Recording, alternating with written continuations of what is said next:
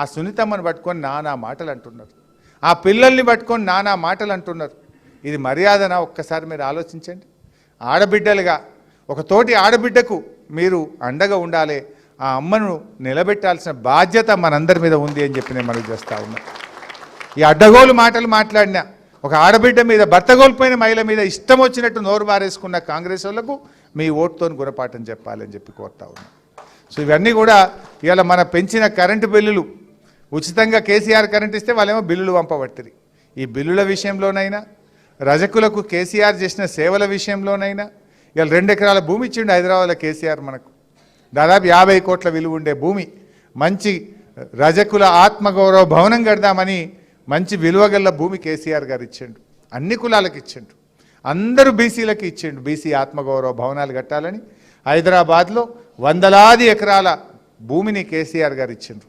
కానీ ఈ కాంగ్రెస్ వాళ్ళు ఇవాళ ఆడొక్క రూపాయి ఇచ్చింది లేదు, ఆ భవనాలు కడుతున్నది లేదు, ఇచ్చిన పైసలు కూడా వాపస్ తీసుకొని ఇవాళ బీసీలకు అన్యాయం చేస్తున్నటువంటిది కాంగ్రెస్ ప్రభుత్వం.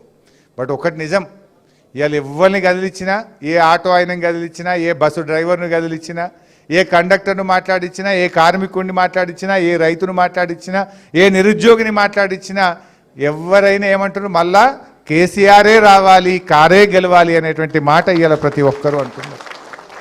అందులో మీరు మళ్ళీ వచ్చేది ఖాయం, తప్పకుండా బీఆర్ఎస్ ప్రభుత్వం వస్తుంది. మీరు ధైర్యంగా ఉండండి. గోపి గారు మంచి పనులు చేశారు. మంచినీళ్ళ బాధ గోపి గారు వచ్చినాక తీరలేదా?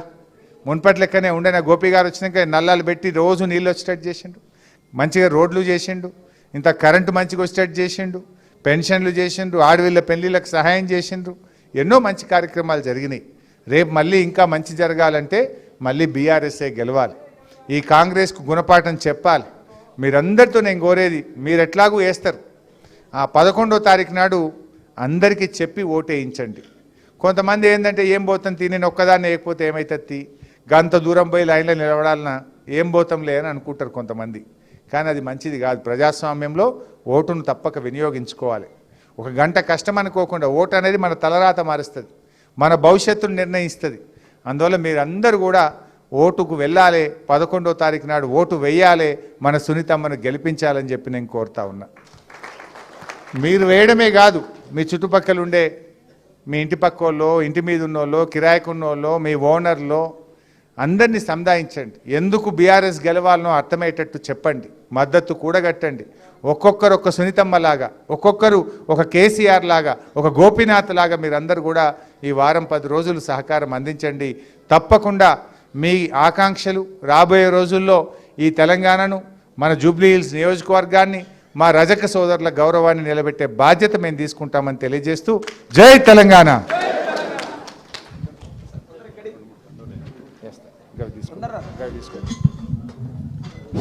సంతోష్ సంతోష్ ఒకసారి రా. సంతోష్ శశికాంత్ శశికాంత్ శశికాంత్ హరినాథ్, జీవన్ కుమార్, రాహుల్, ధనంజయ్, ఆకాష్, రవికుమార్, రాజు, రాములు, కిరణ్ కుమార్, మల్లేష్, చందర్, అంజీ, మహేష్, విశాల్. పటపట ఫోటో దిగి చాలు.